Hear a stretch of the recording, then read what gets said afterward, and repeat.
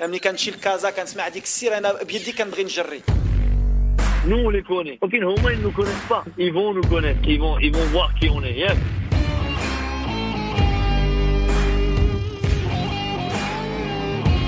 Vous écoutez Radio Ma'arif, le podcast marocain. قدموا واحد المقابله رغم المقابله كثرت المقابلات الحمد لله قدمنا واحد المقابله. Fréquence Foot.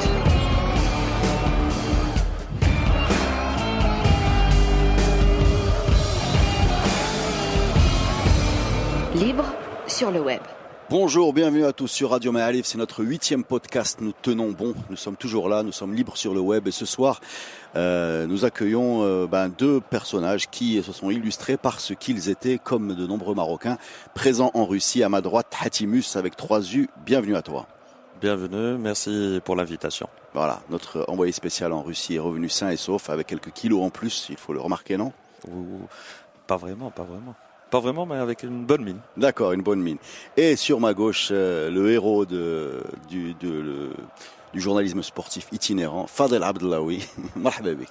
Bonjour Hatim, bonjour Reda. Bon, alors on vous trouve facilement sur les réseaux sociaux. Fadel Abdellaoui, c'est Fadel Abdellaoui. Bien, et Hatim, c'est Hatimus, c'est ça ? Oui, avec 3 U. Alors on va déjà évacuer une question qui pourrit un petit peu tous les débats qu'il y a autour de la présence massive de Marocains à Kaliningrad, Saint-Pétersbourg et Moscou. Mais qui vous a invité ? Fadel ? Moi, on s'est auto-invité en famille. D'accord. Donc on est parti... Binokodeka. Oui ? Binokodeka. Binokodi. Où je l'ai bien senti. Hatimus, c'est la Fédé ? Non, c'est pas la Fédé. J'ai été invité par une marque. D'accord. Le dernier match de l'équipe nationale. D'accord, donc tu n'as vu qu'un match. Ouais. Donc tout ça pour vous dire que la parole est libre et qu'on dit ce qu'on veut, c'est ça ? Voilà. Quant à nous étions restés en base arrière au niveau du Ma'arif pour vérifier que tout allait bien pendant que vous alliez accomplir votre devoir national. Alors la première question, comment était l'ambiance ? Vous avez l'air ravi, racontez-nous ça. Je laisse à Fadel commencer parce que lui, il a fait Saint-Pétersbourg et Moscou. Et Kaliningrad. Alors l'ambiance était extraordinaire tout simplement. Ce n'est pas ma première Coupe du Monde, c'est la 3e, sauf que je ne suis jamais resté aussi longtemps que pour cette édition. Et donc, alors l'ambiance était extraordinaire parce que ça change du tourisme normal, c'est-à-dire le tourisme d'aller découvrir une ville, un pays, une région, parce que tout le monde est là pour quelque chose de commun qui lie tout le monde, c'est le foot. Et quand je dis tout le monde, c'est le monde entier, effectivement. C'est d'abord les 32 pays qualifiés, mais je me rappelle avoir vu des drapeaux de tous les autres pays qui étaient là, des Algériens, des Américains en masse, des Chinois, beaucoup d'Asiatiques, des Chinois, des Indiens, la fête, quoi. C'était la fête. Et concrètement, tous les jours... Comment se distingue le Marocain dans cet environnement mondial ? Alors, d'abord par sa présence massive. Super. C'est-à-dire que les pays qui ont envoyé des délégations massives de supporters, il n'y en avait pas beaucoup. Je retiens peut-être... Alors, le Maroc, il y avait aussi la Colombie. Ils étaient très nombreux. Oui, ils sont nombreux. Les Mexicains sont très nombreux. Les Argentins sont très nombreux. Les Sud-Américains. Les Sud-Américains sont nombreux. Et parmi les Européens, je me rappelle surtout des Anglais et peut-être aussi des Français. Mais ce qui a à retenir, c'est que c'était une fête permanente. C'était la fête tout le temps. On se balade en ville, que ce soit à Saint-Pétersbourg, à Moscou ou à Kaliningrad, et il y a des groupuscules qui se forment très rapidement de supporters du même pays ou de groupes de différents pays qui se retrouvent en même endroit. Ça chantait beaucoup, ça dansait beaucoup, ça consommait des produits illicites beaucoup aussi en ville. En Russie, il y avait beaucoup de bière, par exemple. C'était tout le temps. C'est pas illicite en Russie. C'est pas illicite en Russie. C'est vrai. Hatim, comment tu as vu ça, toi, Kaliningrad? Bon, moi je veux parler de Kaliningrad. Parle-nous des Marocains. Kaliningrad, c'est une petite ville qui ne reçoit pas beaucoup de visiteurs et je pense pour la Coupe du Monde, il y avait 4 matchs programmés dans cette ville. Ils ont reçu les Serbes, ils ont reçu les Suisses, les Croates, les Nigériens. Et les Espagnols. Bon, je vais parler des Espagnols et les Marocains parce qu'ils ont coïncidé Et pour hier, le match Maroc-Espagne et hier Belgique-Angleterre. Belgique-Angleterre. Bon, j'ai parlé avec les gens de la ville. Ils étaient impressionnés par la Coupe du Monde, l'événement et l'arrivée de beaucoup d'étrangers. Parce que c'est une ville où il y a des touristes là-bas. Mais ce que j'ai vu des Marocains, c'était impressionnant. C'était impressionnant. Et tout le monde se disait que c'est le 3e match. On est déjà éliminé. Il y aura pas beaucoup de monde. Dans un stade de 35 000 personnes. J'ai pas le nombre exact, mais on peut dire qu'on était entre 10 000 jusqu'à 15 000 Marocains. Ça se voyait dans le stade. Les Russes et les Espagnols, ce qui était magnifique, c'est que même les Espagnols étaient impressionnés par notre public. Alors, en sortant du stade, tu rencontrais les Espagnols qui te disaient c'était un très beau match, mais surtout votre public est magnifique. Votre public est magnifique. Mais on l'a entendu dans les 3 matchs. C'était un peu d'honneur pour être. Non mais bon, dans le stade. En tout cas, dans le deuxième, chaque montée de balle marocaine, c'est le stade de Moscou. Enfin, on l'entendait à la télé. On avait l'impression qu'on était au stade d'honneur, tout simplement. Alors, au stade de Moscou, on était. C'est un stade qui peut accueillir 80 000 personnes. Le match du Maroc, je crois, il y avait 72 000 qui sont venus. Je pense que la moitié, c'est des Marocains. Allez, entre 30 et 35 000. Peut-être entre 25 et 35. La grosse ambiance ou plutôt Marrakech, calme, les gens assis? Non, c'est la grosse ambiance. Là, c'était la grosse ambiance. C'est la grosse ambiance. Par contre, peut-être on en reparlera plus tard. C'est que le public marocain, tout en étant nombreux, je pense qu'il y a encore matière à organiser tout ça. Parce qu'on n'a pas les outils pour l'équipe nationale, on les a pour les clubs. Il y a les Rajaoui qui ont leur chant, les Ouidadi qui ont leur chant, tous les clubs, les gens de Tétouan. Souvent, ça allait dans tous les sens. Mais ils ont essayé avec tous les moyens. Et pour rappeler un petit peu l'ambiance du stade, j'ai assisté à côté de moi où à un certain moment, il y a pas mal de Marocains qui sont enflammés, ils étaient debout et tu avais toujours le mec derrière qui te dit assis, glisse, et l'autre qui se retourne. Tu avais cette ambiance. Mais ce qui est impressionnant, c'est pas seulement le stade, c'est même hors du stade. Après le match, on est resté jusqu'à 6 heures du matin dans les rues. En train de faire la fête où toute la ville faisait la fête.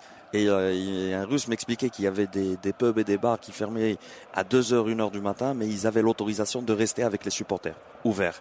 Et les Marocains, c'était la fête, sans aucun souci, aucun problème. Il y avait la présence des autorités, sans débordement. Super. Et c'était c'était beau à voir, entre les Marocains, les Russes, les Espagnols.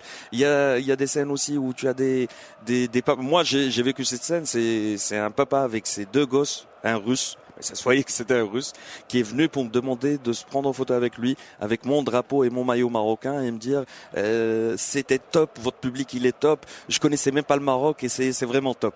Dis-moi, moi, donc pas de débordement, c'est une très bonne nouvelle. J'étais un peu inquiet quand j'ai appris que tu y allais, en vérité. J'ai regardé Non mais Google News avec un œil un peu. Non, alhamdoulilah, tout s'est bien passé. Il faut dire aussi une chose parce que Fadel, j'ai vu que tu l'as tweeté. Il faut pas dire que les gens qui sont partis en Russie, c'est seulement une catégorie aisée, qui avait les moyens, donc c'est pas, riche. Ça représente pas, oui, enfin, c'est pas donné quand même. Non, mais attends.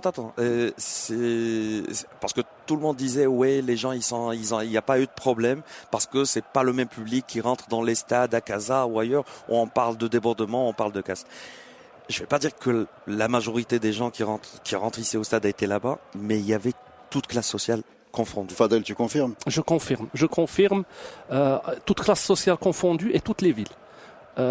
J'ai vu des supporters avec le fanion ديال الماس ديال قنيطرة ديال وجدة ديال طنجة الحسيمة j'ai pas vu bien sûr ما نهضرش على الوداد والرجاء parce on a vu un drapeau du on a vu Rif était présent le drapeau Tamazight il était souvent là.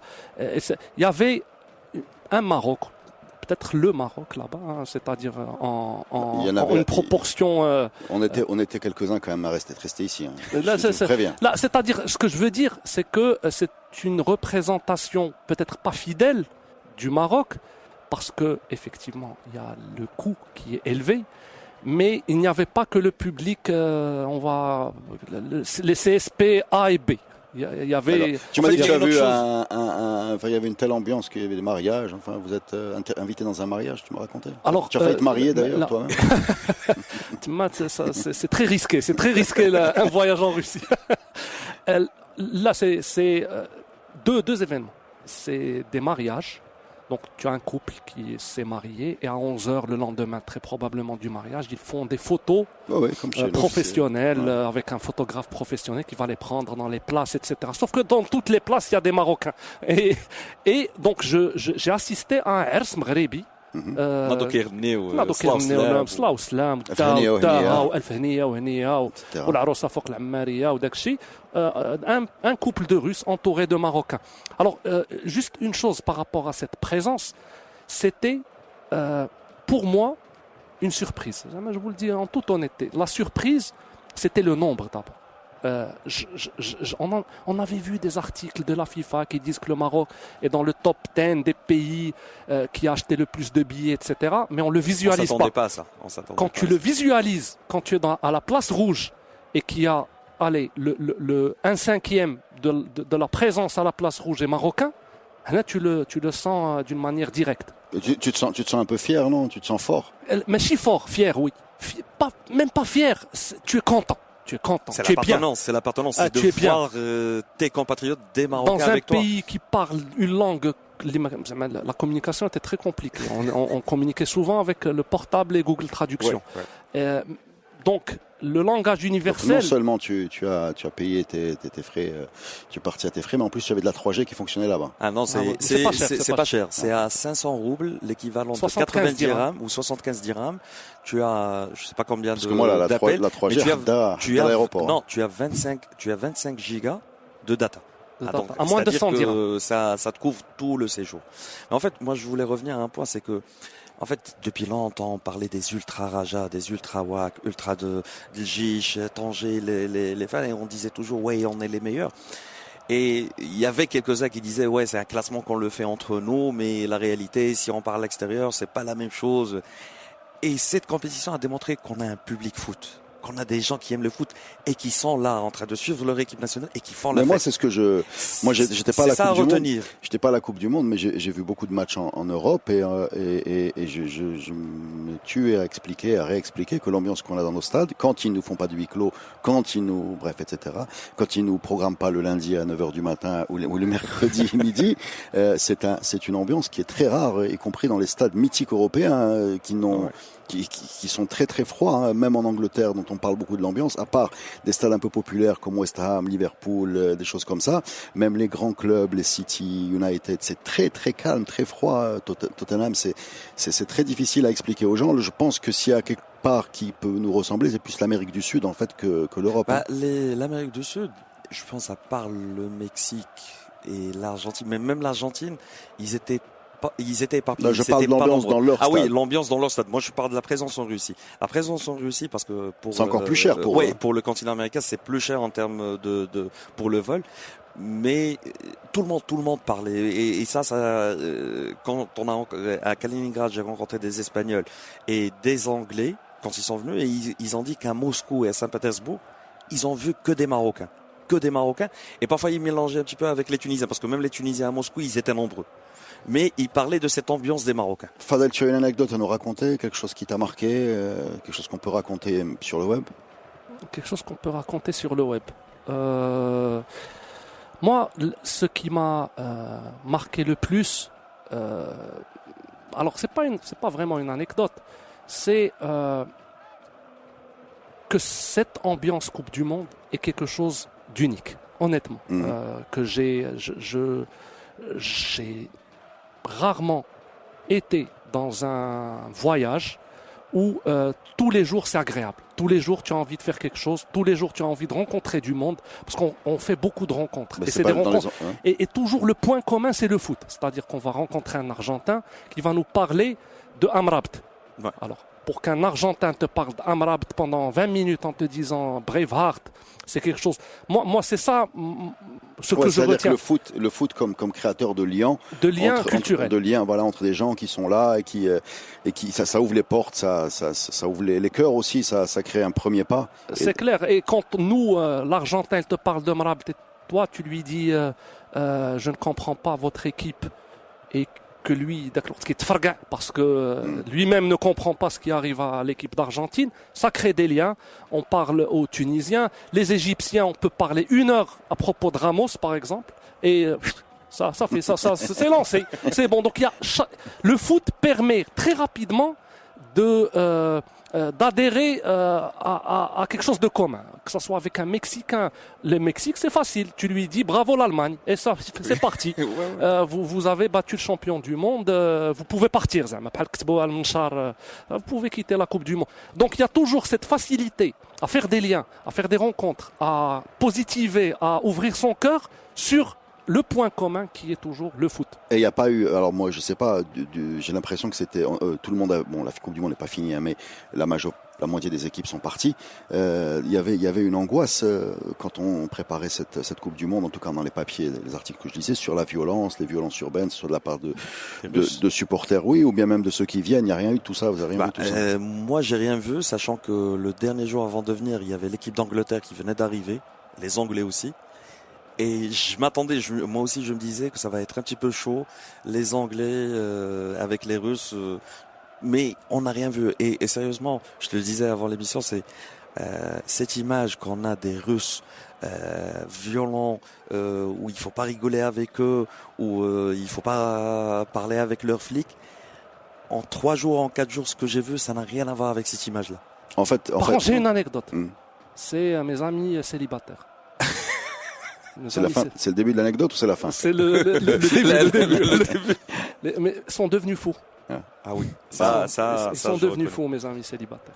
C'est la fin de l'anecdote. C'est la fin de l'anecdote. Non, c'est pas la fin de l'anecdote. Il faut dire que la Russie... la beauté par mètre carré, c'est impressionnant. Heureusement que tu es parti là-bas pour ramener la moyenne à des proportions. Exact.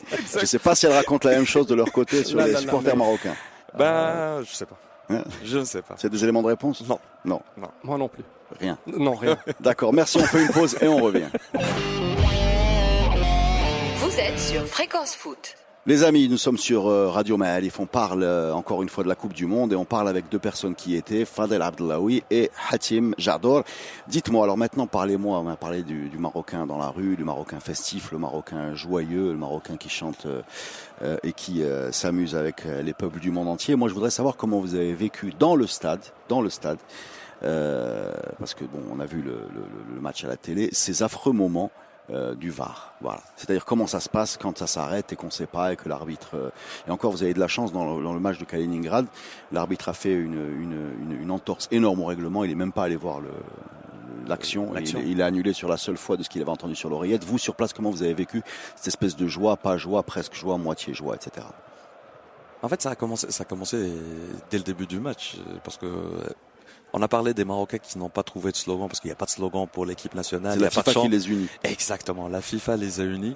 Et j'ai vu des Russes qui demandaient qu'est-ce que les Marocains chantaient. On leur a expliqué ce que les Marocains... que vous chantiez? Les Marocains chantaient FIFA, va fanculo. D'accord. Et donc, c'était que les Marocains. Les 90 minutes. Hein. Ah, d'accord. Ouais, c'est les 90 minutes. Et je pense, on m'a dit que ça a commencé à Moscou. Alors, à un moment, les Russes ont cru que c'était un chant national marocain. National, exact. En fait, les deux chants qu'il y avait dans le stade, on leur a expliqué très rapidement que c'est... Exactement, c'était ce chant-là et merci Russia en russe. Oui, c'était quoi? Vers la fin du match. Exactement. Spasiba Russia. Donc beaucoup d'insultes et un peu de remerciements. Ah oui, c'était mais l'insulte pas en russe. Pour la FIFA. À la FIFA. En italien. Le remerciement à la FIFA. Et au moment où il est parti, c'est pour l'action du deuxième but de l'Espagne. Ah là, ça montait, mais tout le monde chantait la même chose. C'est FIFA. Mais tu as posé la question sur l'émotion.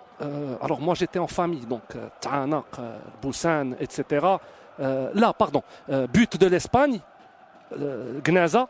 Sur place, l'arbitre, on voit qu'il lève le drapeau Farha. Et à un moment, flottement. un gros c'est pas flottement. flottement. Je pense que quand Parce l'arbitre qu'il est y a parti le pour VAR, attendre etc. le VAR, On tout le a- monde savait qu'il allait déclarer, qu'il allait siffler but. Oui, Et- mais et en vous plus, vous rendez on compte sait- qu'il n'est pas allé voir l'écran quand même. Oh, oui, il n'est pas allé. Là, mais on sait que la décision est facile à prendre. C'est-à-dire quand il y a eu le VAR, on s'est dit ce qui va être décidé, c'est la réalité. Parce qu'un hors-jeu, c'est un hors-jeu. Non, mais Non, si non, tu te non, rappelles, pas- si tu te pas aussi rappelles, facile. Non, Fadel, non, Fadel, je sais- un neuf le terrain, je me sur rappelle pas l'action- de tout ce qu'il y a Non, avant. moi, je me Ce que j'ai rappelle- vu à la télé après, le corner, tout Moi- ça. Pendant le match, j'ai pas vu tout ça. Moi, j'ai vu un Tu aurais but. peut-être chanté Moi, encore plus. sérieusement, Ouais. Le Moi, même sérieusement- refrain, on l'aurait même. On chantait. Et je pense que la majorité du public n'était pas dans Non, le c'est pas sur corner le de ce corner. côté. C'est pas Est-ce sur que le corner. le ballon est C'est sorti surtout sur la faute avant l'action qui mène vers ce fameux corner. Il y avait une faute je pense, sur Ziyech ou sur Ahmedi. C'était au milieu de terrain où ils récupèrent le ballon et ils font sur l'aile où il y a le centre et corner. Moi, je veux juste. Sur cette action-là, Non, où le on va public, pas, il a on va commencé pas refaire à cette action, s'enflammer. mais bon, toi tu parles de faute. Il y a eu la balle Non, qui je est te dis que le sortie, public pas commençait à sortie, s'enflammer à corner ce du mauvais moment-là. côté, hors-jeu, pas hors-jeu. Et contrairement à ce que tu crois, Fadel, excuse-moi, sur ce point, le hors-jeu n'est pas aussi facile hein, sur une image vidéo parce que le départ du ballon du pied du passeur, tu peux faire une pause sur l'image et avoir un résultat. Tu peux faire la pause 0,5 secondes après. Tu as toujours l'impression qu'il est dans son pied. C'est pas aussi simple que ça. Quoi. Ce que je pense, hein, parce que même moi j'étais fait une petite zone, j'avais l'impression que j'ai sur l'action du Maroc, c'est que les gens farhou quand il y a eu hors-jeu, mais quand ils ont décidé que c'était un but, ils savaient que c'était un but. Il y a Ouais. Pour- Non, parce qu'ils n'avaient pas les éléments pour eux. ils avaient pas on n'avait pas tout Vous ce n'avez que... pas vu, par exemple, vous, le corner à l'envers, quoi. Là, Non, un non, abordage, je l'ai pas vu. Tu sais pourquoi il y a une chose à dire, c'est après le match du Brésil où Neymar demande à l'arbitre de voir la répétition sur les écrans qui sont au stade, ils ont arrêté de faire les répétitions d'action. D'accord. Donc au stade, on voit pas de répétition d'action. Est-ce qu'il y a eu une action aussi au niveau du stade, à part ce très joli chant pour la FIFA? Est-ce qu'il y a eu une action, on a entendu parler, j'ai vu sur les réseaux sociaux passer une histoire de mettre les bras en V ou de tourner le dos, ça s'est fait ça? Je l'ai vu, mais ça n'a pas été suivi. Parce que vous J'ai savez, vu quelques petits groupuscules tourner le dos, ça je l'ai vu. Voilà tout un stade, non. oui, mais en même temps, vous savez que la FIFA ne passe rien des tribunes. Hein, Bah, vous le savez, je à l'ai part vu. les gros plans, même les tifos, etc. Ils ont l'angoisse des messages politiques. Bah, je vais te raconter toutes les une petite compétitions FIFA, anecdote au vas-y. niveau du contrôle à l'entrée du stade. À l'entrée du stade, donc on te demande, on te fouille normalement, on voit si tu portes un maillot ou tu portes un t-shirt et qu'est-ce qui est écrit sur le t-shirt. Et s'il y a une écriture sur le t-shirt, bah, il y a le gars de contrôle, que ce soit sur le t-shirt ou que ce soit sur un drapeau. Parce que le drapeau, il mesure la taille et il voit si c'est écrit quelque chose. Et là, tu as le mec qui contrôle, qui appelle une centrale. Il te met devant une caméra, il appelle une centrale, même si c'est écrit en arabe. Il y a quelqu'un qui comprend l'arabe et qui lui dit c'est quoi le message. Est-ce que c'est un message politique? Est-ce que c'est un message contre la FIFA? D'accord. Et si c'est le cas, il t'interdit de rentrer avec ce maillot. Ah, carrément. Ah oui, c'est Et interdit. si c'est sur ton t-shirt, tu rentres torse nu. Bah, il s'en fout, mais c'est interdit de rentrer avec ça. Donc il y a quelque part à côté de l'œil de Moscou, ce qu'on appelle maintenant l'œil de Moscou, c'est-à-dire cette affreuse pièce, on ne sait pas où elle est, et quand elle appelle, c'est une catastrophe qui se prépare. Il y a une deuxième pièce avec Je ne sais pas est-ce que c'est une pièce centralisée, mais avec au un humain niveau qui du stade, connaît toutes les langues. en fait, parce que par exemple le match Espagne-Maroc, Ou bien avec ben, un les humain de drapeaux, chaque ethnie. J'ai vu un drapeau, le monsieur est rentré avec un drapeau où c'est écrit Independencia Catalunya, l'indépendance pour la Catalogne. Donc il a mis il comprenait pas, ils ont pas compris. Donc le mec il a mis devant caméra, il a attendu à peu près 30 secondes, il lui a dit non, ça rentre pas. D'accord, ok.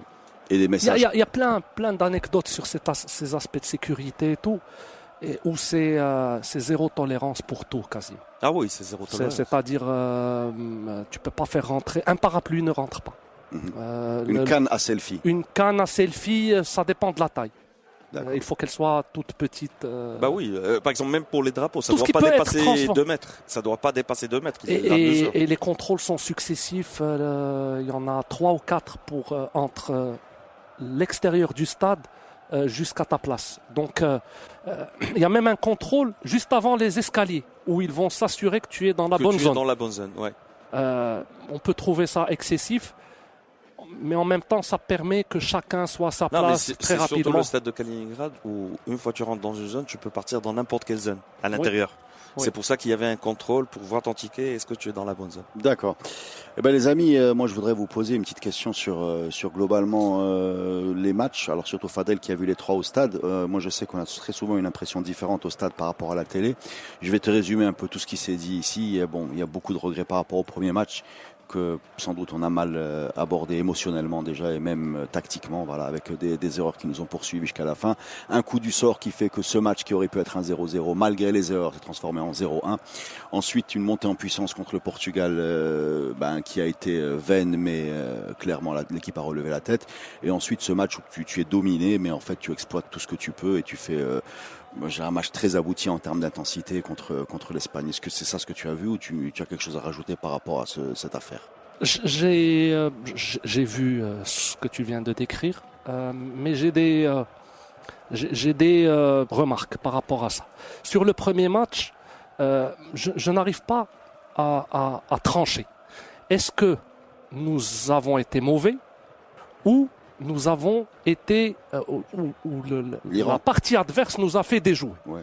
J'arrive pas encore à trancher ce point-là parce que effectivement c'est le premier match de Coupe du Monde de Renard, c'est le premier match de Coupe du Monde de tous ces joueurs.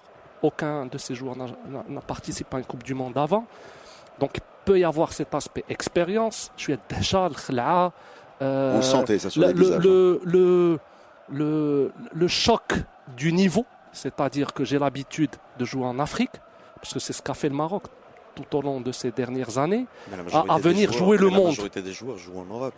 Oui, là on parle de compétition d'équipe nationale. Venir jouer le monde.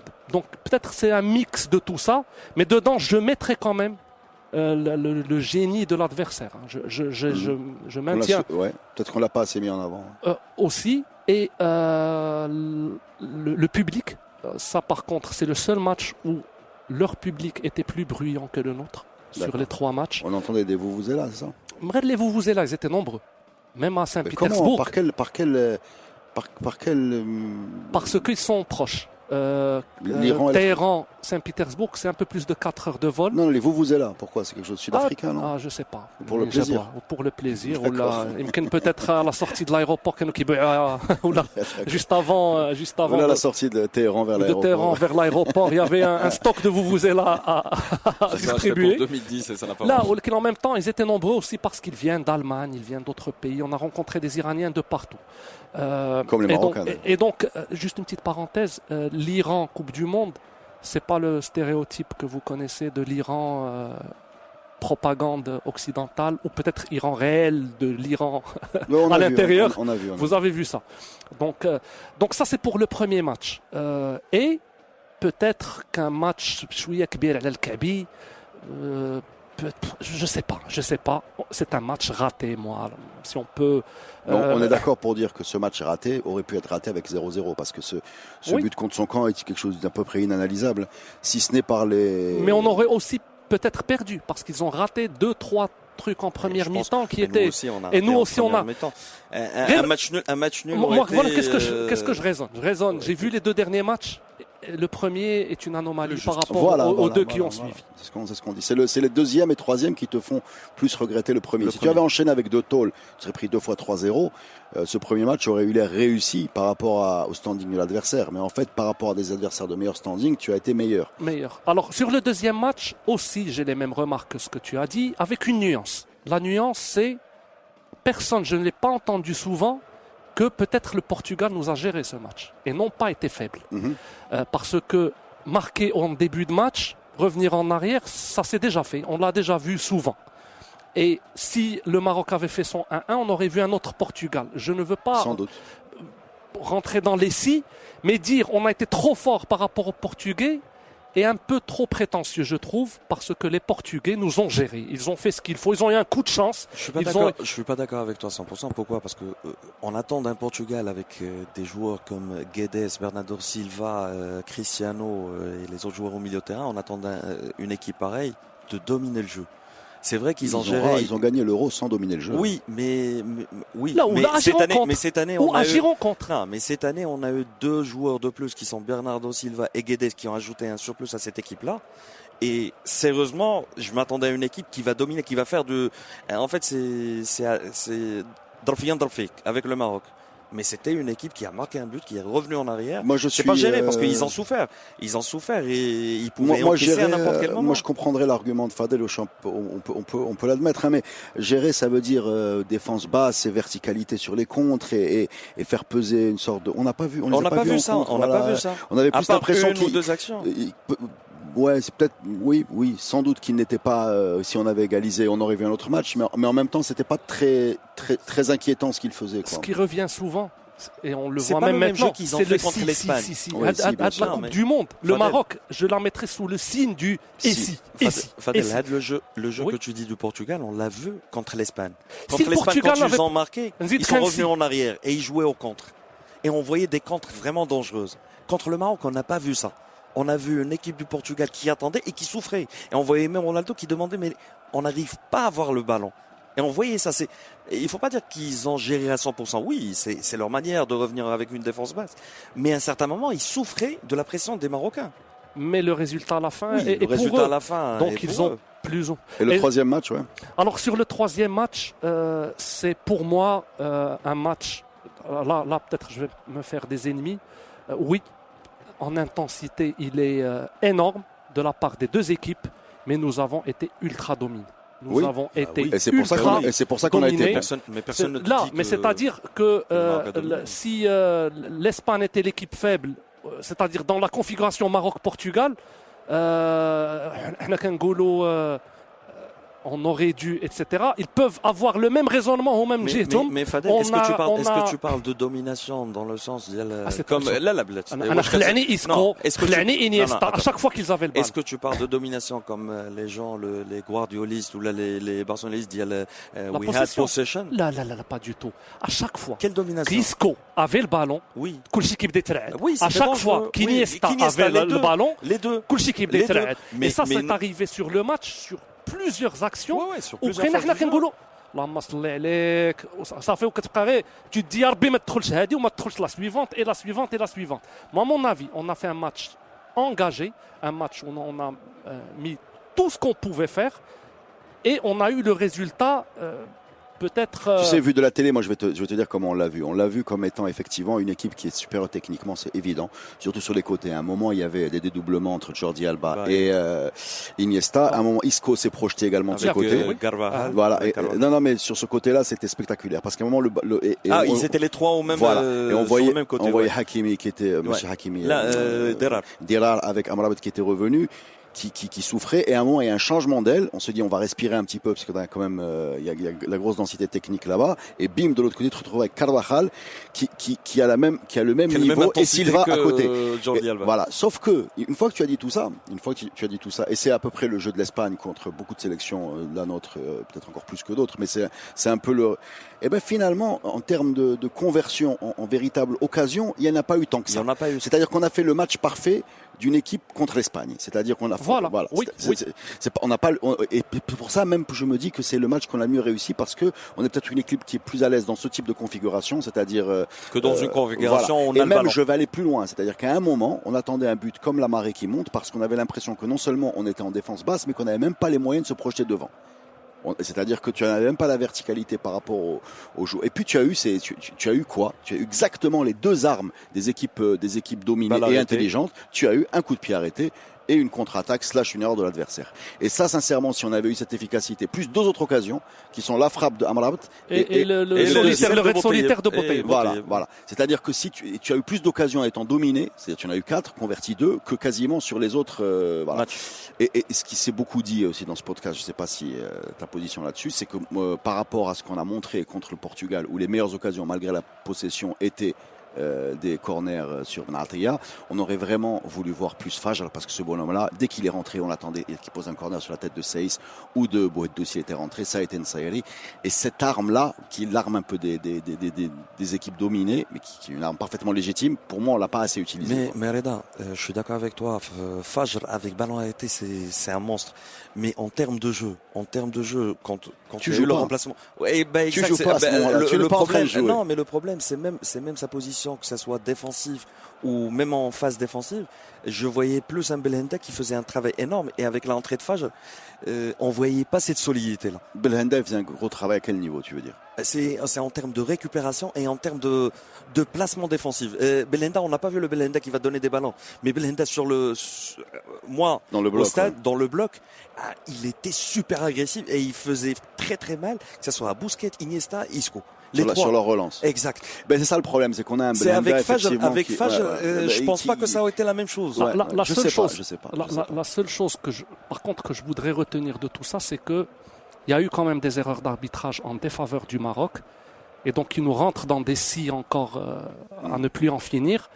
Et je pense, dans un monde parfait, on ne se serait pas qualifié. C'est-à-dire, même si on n'avait pas été victime on aurait peut-être eu 4 points. On aurait peut-être eu 2 points. L'Iran pouvait se qualifier. L'Iran, si l'arbitre ne siffle pas. Là, je parle de nous. Non, mais je te parle que même le Maroc. La conclusion définitive. Tu peux pas prendre un score, rajouter les erreurs d'arbitrage et avoir un nouveau score. Non, ça c'est pas possible. On peut pas faire ça. Personne fait ça. Par contre, ce qu'on peut faire, ce qu'on aurait espéré. Enfin, moi, tu sais, la qualification, moi, je sais d'où on vient. J'étais très content de ce qu'ils ont fait. J'ai une partie de déception. On a inventé un mot dans ce podcast, c'est la fierception. C'est un mélange de déception et de fierté. Exactement. Mais en même temps, un des espoirs qu'on avait, c'était de jouer la qualif. C'est-à-dire pas de se qualifier forcément, mais de jouer la qualif. C'est-à-dire que un match nul contre l'Iran, ça nous donnait cette occasion de jouer jusqu'au dernier match.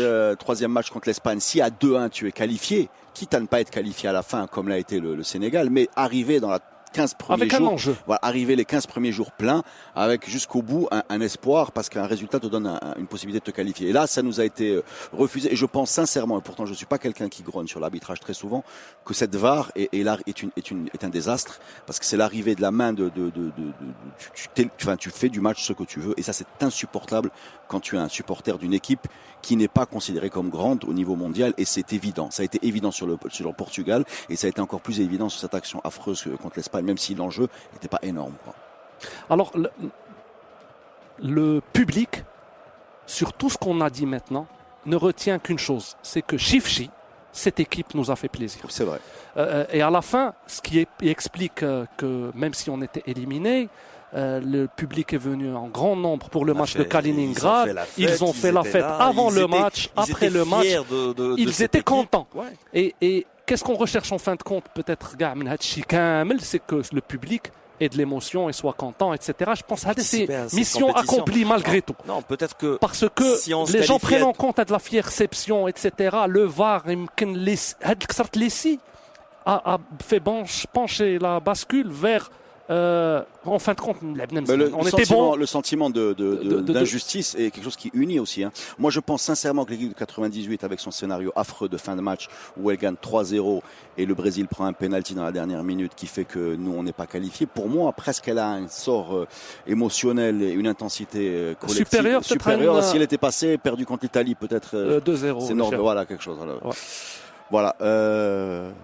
Hatim, quelque chose à rajouter là-dessus? Non? Oui. Non, c'est en fait, je suis d'accord avec vous sur la fierté et tout après le match, mais je pense qu'après, là, on va commencer à avoir un petit peu de recul et analyser tout ça et se dire, c'est quoi l'objectif maintenant? L'objectif de cette Coupe du Monde, c'était de participer, de sortir avec une belle prestation, mais là, il faut penser à l'avenir. Il faut penser... Et moi, je suis pas d'accord avec toi sur le VAR. Tu connais ma position. Ouais, mais on fera un débat. On va faire un grand débat. On va en faire un autre. Inch'Allah, on va faire. Moi, je suis de la même position que Fadel. Moi, je suis d'accord pour la VAR. Très bien. Le VAR est une bonne technologie. L'application est aujourd'hui faite sur mesure pour les grands. Ouais. D'accord. On va pas refaire un débat sur le VAR, on en fera un autre jour. Non mais c'est vrai, c'est super intéressant. Je suis content de trouver des gens qui l'aiment parce que ça a été difficile. Vous étiez deux, vous étiez en Russie. Donc on fera ce débat sur le VAR. Par contre, on va faire une pause avant la dernière partie du podcast. Vous écoutez Radio Ma'arif. Bienvenue sur Radio Ma'arif, nous sommes libres sur le web avec Fadel Abdellaoui et Hatim Jador. Dernière partie de ce podcast foot. On va parler de l'échec du flop africain. Alors moi j'ai deux options. Est-ce qu'il y a une baisse de niveau ou est-ce qu'en fait on est en train de poser une question bête parce qu'on regroupe sous la même bannière africaine qui géographiquement est vrai des réalités footballistiques très différentes. Comment vous voyez les choses? Pour moi l'Afrique a clairement un niveau inférieur où les autres nous ont largués. Mais je n'ai aucune excuse à trouver aux équipes africaines. Pas d'excuses, mais d'explications. Même 0 sur 5. C'est difficile d'expliquer. C'est difficile de ramasser déjà les 5. Exactement, c'est entre l'Égypte, le Maroc, Sénégal, Nigeria et la Tunisie. C'est des systèmes totalement différents. Chaque cas est un cas particulier, mais on a quand même l'impression, quand on regarde ces équipes évoluer et qu'on se projette dans le passé du Nigeria, si on pense à Okocha, à Mokashi, à Monique, Finidi, Kanu, etc., on a l'impression que ça n'a pas évolué. On est resté dans le même... pire. Déjà, on a perdu les spécificités un peu locales qui faisaient que c'était des équipes qui surprenaient. Aujourd'hui, plus aucune équipe peut surprendre. C'est-à-dire que quand tu arrives avec Mendy... Les pays africains sont attendus aussi, comme les autres. Voilà. Ça n'a rien à voir avec... moi, je pense que quand il y avait Maroc-Angleterre en 86, Lineker savait pas qui était en face de lui. Alors que là, à mon avis, les Espagnols connaissaient parfaitement déjà les gars de la Liga et même les autres. Mais est-ce que ça suffit à expliquer parce qu'en même temps, on fait un grand débat maintenant, mais sur un jaune de plus ou de moins au Sénégal, on ferait plus le débat. Est-ce qu'on peut parler équipe par équipe? Vas-y.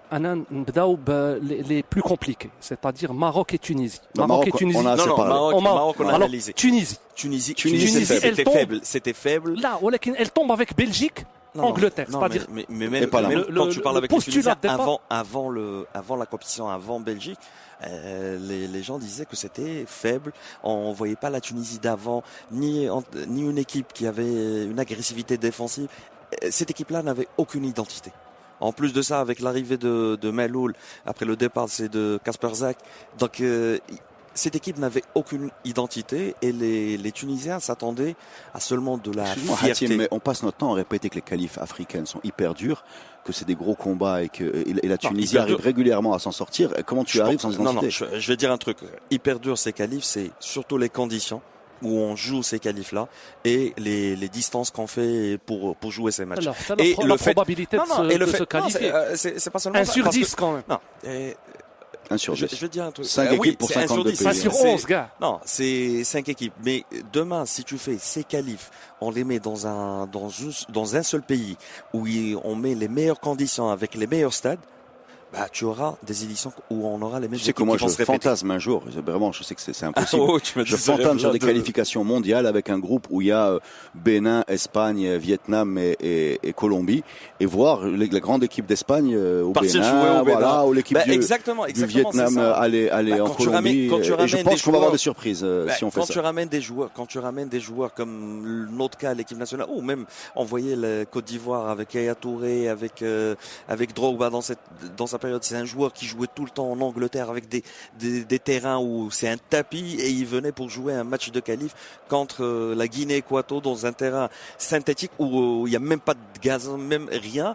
C'est pas normal qu'ils développent le même jeu. Donc c'est pour ça que ces qualifs, c'est pas compliqué par rapport au niveau, mais par rapport aux conditions. Bon, alors j'ai juste un truc. Il y a vraiment une baisse de niveau. En prenant les matchs des équipes africaines, il y a eu 3 matchs contre des équipes asiatiques. Ils en ont perdu 2 et ils ont fait un match nul. Ils ont gagné aucune équipe asiatique. Sur les matchs contre on va les rappeler. Donc le Maroc a joué comme équipe asiatique l'Iran. L'Égypte a joué contre l'Arabie Saoudite. Ce match-là. Et le Sénégal a fait match nul avec le Japon. Le Japon. Donc 2 défaites et un match nul. Contre l'Amérique du Sud, c'est 3 défaites sur 3 matchs, tout simplement. Il reste 10 matchs contre l'Europe. Ils ont battu la Pologne. Le Sénégal a battu la Pologne. Et tout le reste, c'est match nul et défaite. Donc, même par rapport aux autres, on ne va pas parler de l'Océanie ou de la CONCACAF. Quoique, le Mexique ou c'était le Panama. Donc, même par rapport aux autres confédérations, on voit qu'ils n'y arrivent plus aussi. Donc, il y a manifestement une baisse de niveau. Mais tu l'attribues à quoi, toi? Et le FOC, c'est l'Europe.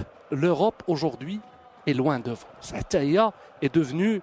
Elle a un peu accentué la distance à cause d'une Champions League ultra forte. Oui, mais Tous les talents sont en Europe. Quel est l'impact de la Champions League sur une sélection comme l'Islande ou comme l'Espagne, tous les joueurs font la Champions League. Oui, non, mais attends, moi, Portugal, tous les joueurs font. Pour moi, il y a deux Europes. De la Suède. Pour moi, il y a deux Europes. Il y a une Europe qui s'appelle l'Espagne, l'Espagne, l'Angleterre, le Portugal, l'Allemagne, même si elle n'est pas là, même si elle perd. Et ensuite, il y a une autre Europe qui. Là, cette Europe, pour se qualifier, elle joue l'Europe, c'est-à-dire ils sont dans ce même monde ultra compétitif. Mais Fadel, la majorité des joueurs africains qui jouent aujourd'hui dans leur sélection, c'est des joueurs qui jouent dans des grandes équipes, qui jouent la Champions League en termes de niveau.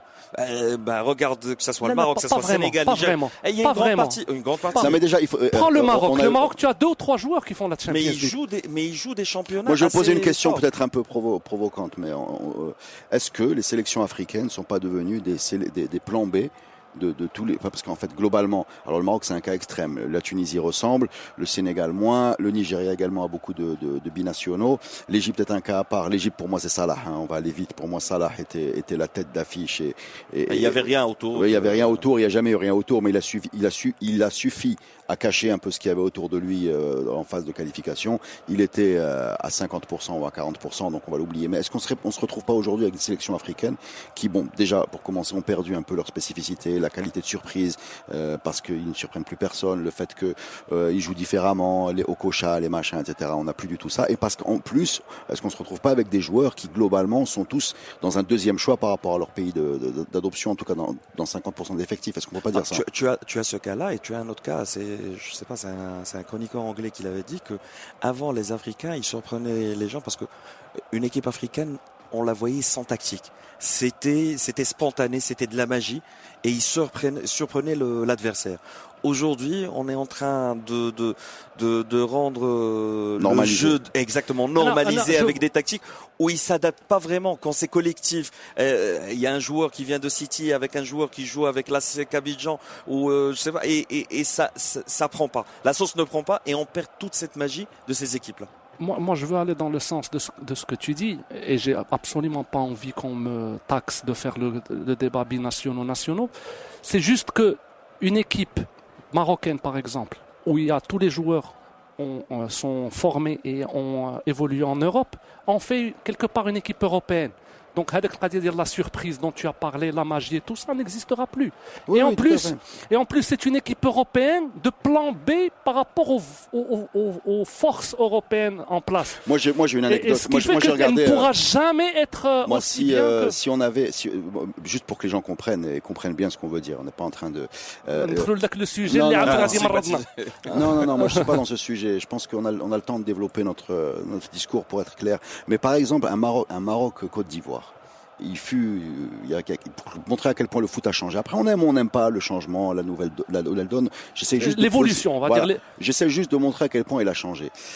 Si les joueurs partaient de leur domicile et allaient au match, il y a 20 ans, tu aurais eu des gens du Maroc qui prennent un avion, qui vont à Abidjan et des gens d'Abidjan qui les attendent. Mais là, tu peux très bien avoir un avion avec Benatria à côté de Aurier qui ont grandi dans le même quartier et qui vont donc avec la même culture footballistique, le même parcours. Voilà, ils sont devenus pros, ils ont eu du succès dans leur centre de formation et ils arrivent tous les deux à Abidjan. Il y en a un qui met une tenue orange et l'autre qui met une tenue rouge. Et il y en a un qui est capitaine du Maroc, l'autre c'est une star de la Côte d'Ivoire. Mais globalement, il n'y a aucune espèce de raison d'avoir deux footballs différents, parce que le cas de Benatria et Aurier, c'est une réalité d'ailleurs, je pense qu'ils viennent de la même région parisienne. Tu peux le multiplier par 5 ou 6 joueurs, tu peux faire un deuxième avion qui va partir d'Amsterdam, etc. Non, je suis pas d'accord. Je suis pas d'accord. Non, mais c'est pas une opinion, c'est en termes de formation, en termes de formation, oui, ça peut être la même formation, mais on peut dire que le jeu africain, surtout le africain subsaharien, se basait surtout sur une magie et aussi sur une force physique qui imposait par rapport aux autres équipes.